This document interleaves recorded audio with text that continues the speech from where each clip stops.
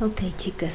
En esta presentación vamos a abordar un poco de lo que son los patrones alimentarios, que ya habíamos platicado al respecto en cuanto a los argumentos de la cultura alimentaria.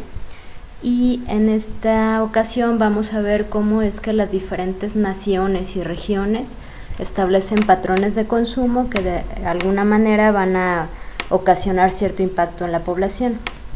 Esto se los digo a manera, por ejemplo, de una campaña que ocurrió por ahí así de los años 70, 80 en México, donde se satanizó increíblemente el consumo de carne de puerco debido a que tenía elevadísima cantidad de colesterol y de grasa, y que eso ocasionó que el mercado de este tipo de cárnicos se viera afectado.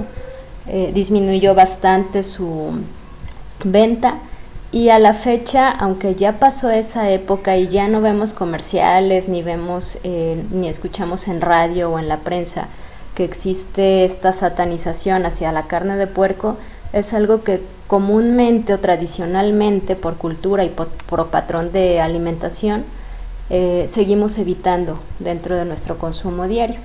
Entonces, analizando ya el contenido de los cortes de cerdo, pues bueno, resulta que si pides cortes magros, igual que pasa con el pollo o que pasa con la res, te pueden dar cortes magros que son muy bajos en grasa, o puedes pedir cortes que tengan una buena cantidad de grasa. Entonces, más bien depende del tipo de corte y no tanto del que todo el puerco contenga grasa, ¿sí? Entonces vamos a ver ahorita cómo hay algunos patrones alimentarios que sugieren las instituciones de salud con base en las guías alimentarias.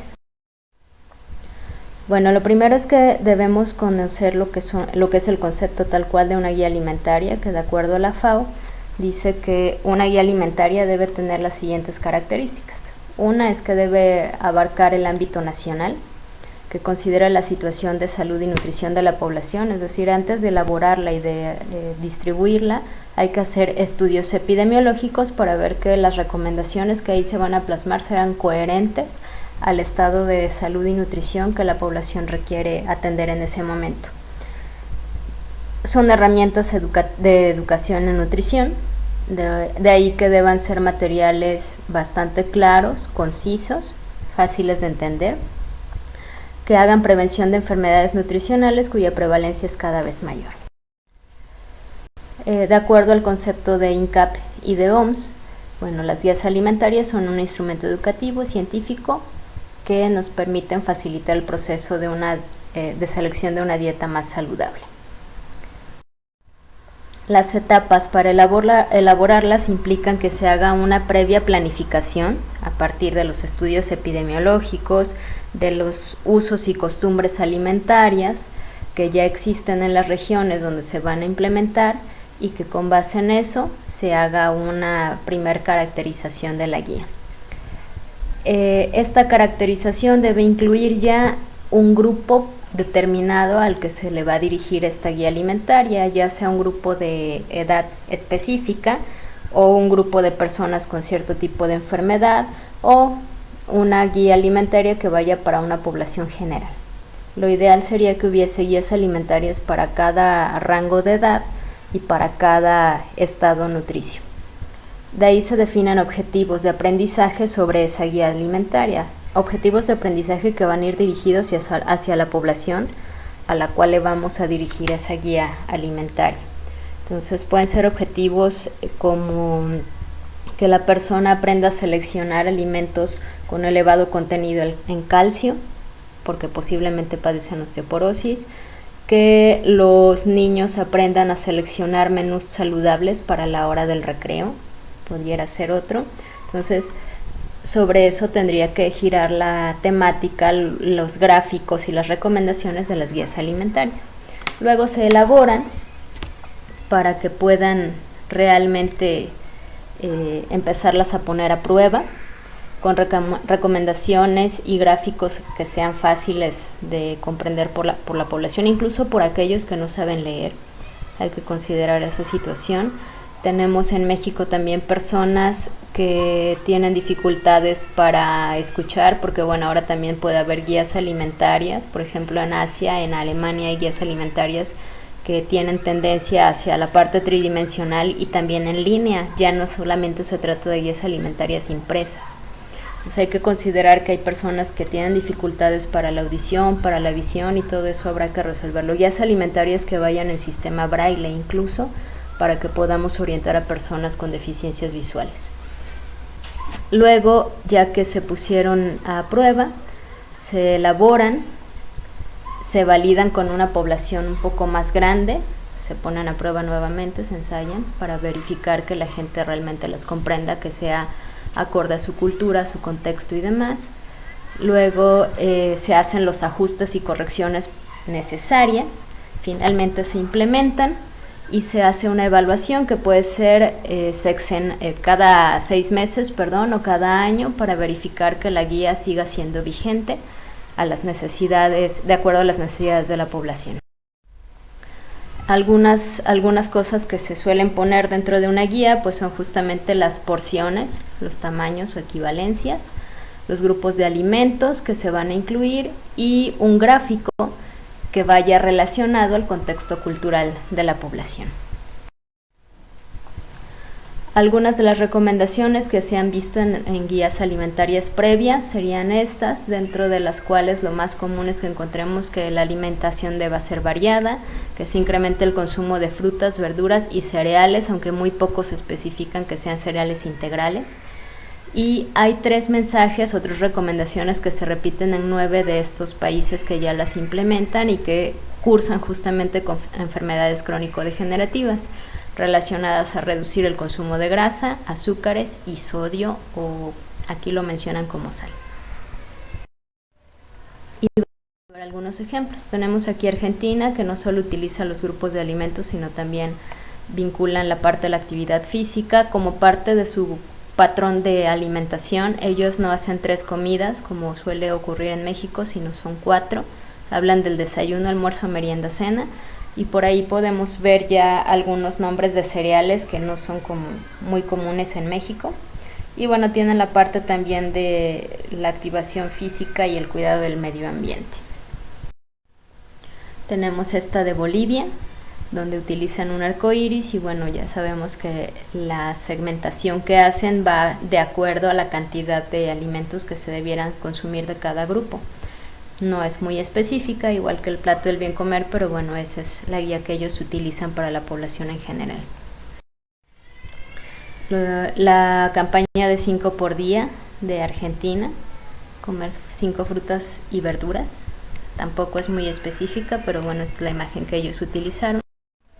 Chile, que usa algo como el plato del bien comer, solo que aquí ellos hacen como un énfasis sobre el aceite de oliva.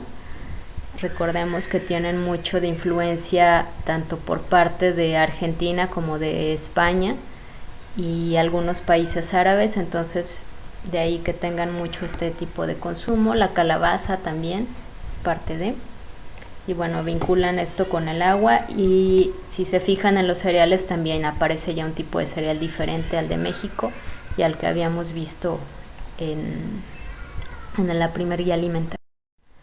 Además, ellos complementan esta guía del plato con estas tablitas por cada grupo de edad, donde establecen los grupos, la frecuencia de consumo que recomiendan de cada grupo, las edades y el género, y la cantidad de agua que debieran consumir también diaria y el aporte energético que tienen de cada uno de estos, lo cual me parece bastante completo y que ninguna de las otras guías alimentarias que vamos a ver lo contiene. Colombia, que tiene su trenecito, es parte de las actividades propias de la región, la minería, y dentro de esto pues vinculan los grupos de alimentos, pero además dan recomendaciones sobre la higiene en la preparación de alimentos, la convivencia, la activación física y también un poco de el estilo de vida, el mantenerlo saludable. Entonces también es un poquito más completa que el plato del bien. Cuba, que utiliza los platones de plata, también es parte de sus principales producciones mineras. y cada plato va de acuerdo al tamaño de las porciones que debieran consumirse, ¿no?, de cada uno de los grupos de alimentos. Guatemala, con su olla de barro, que es parte también de las tradiciones, la utilización de figurillas de barro, y pues otra vez el común denominador donde los cereales están en la base, que son de lo que más debiéramos consumir, pero también, si nos fijamos, viene en la base, dentro de los cereales, la figura de los tamales, que no aparece en otras culturas. Son los diferentes patrones de consumo. Estados Unidos, que es una de sus últimas pirámides, hay otra donde agregan también la parte del agua, y aquí es muy diferente también la forma de presentación que ellos tienen con la que tenían anteriormente. Esta es la viejita, que también estuvo en México implementándose por largo periodo, pero bueno, ya no es tan vigente. Paraguay, que copia también la olla de barro, pero le da como una imagen un poquito más moderna. Viene también por ahí un cereal que no conocemos aquí en México, el locro. Paraguay, que tiene una guía para la ablactación, entonces proponen sus grupos de alimentos dependiendo de los meses. Caribe y Venezuela, todos los países del Caribe y Venezuela que utilizan esta guía, y es muy interesante aquí porque además de lo típico que utilizan los otros países sobre los grupos de alimentos, incluyen recomendaciones sobre la parte de la higiene del agua, del aire, las cantidades, bueno, hay que hidratarse porque son lugares calientes, es parte de eso, la inocuidad, alimentación variada, balanceada, actividad física, ellos sí establecen la cantidad de ejercicio, la convivencia familiar, y lo del sol, que hay que protegerse porque ellos tienen dentro de sus datos epidemiológicos una elevada prevalencia de cáncer de piel. Puerto Rico, que usa la misma de Estados Unidos, solo agregaron ahí el charquito de agua en la base. Uruguay, que utiliza también una especie de plato del bien comer, con sus 8 vasos de agua y la activación física. Si se fijan, los cereales que ellos ponen ahí son oscuritos, son como de tendencia integral, no industrializados. Canadá, que utiliza su arco iris, con una elevadísima gama de productos de cereales, tanto integrales como industrializados, mucho de bollería y pastas.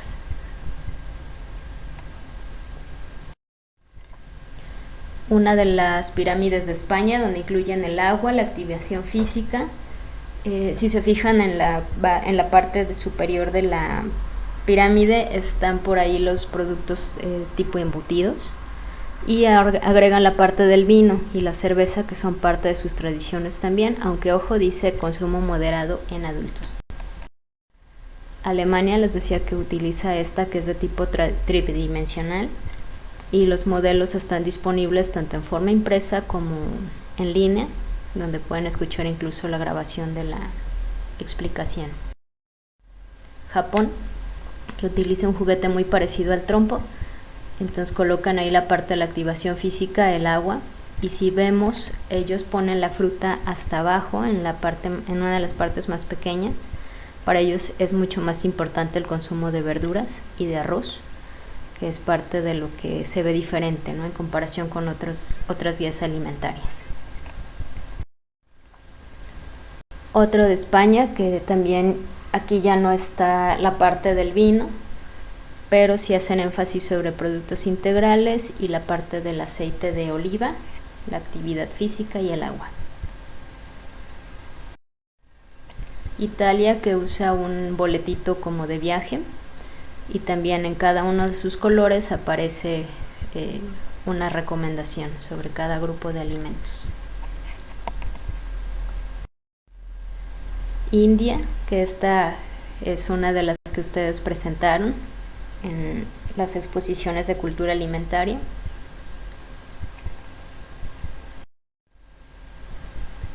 Este fue un complementario que pusieron también ustedes en esa presentación.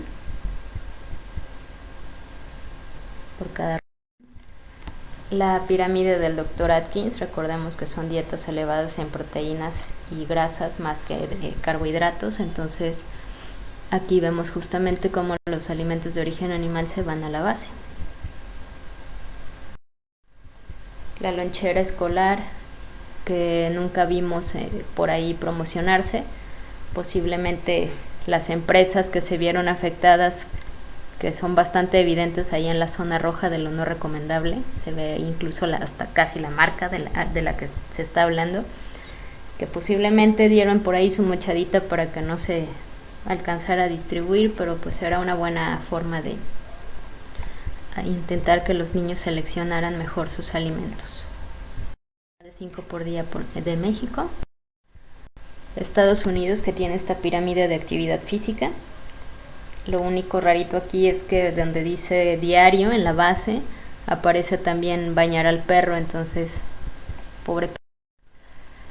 Está la pirámide de Walter Willett también, no sé si la había escuchado, pero este señor, bueno, hace una propuesta de que en la base debieran estar cereales integrales y grasas crudas específicamente, y manda los alimentos de origen animal hasta arriba, lo mismo que los cereales industrializados y los azúcares. Entonces es una propuesta muy interesante. Por ahí se han hecho estudios con respecto a que seguir una dieta de este tipo con base en esta pirámide puede mejorar bastante tanto procesos cardiovasculares, regulación de ciclos menstruales, reducción de cólicos, entre algunas otras situaciones parecidas, ¿no? Reducción de acné incluso en adolescentes, porque el tipo de grasa que se consume es muy muy diferente.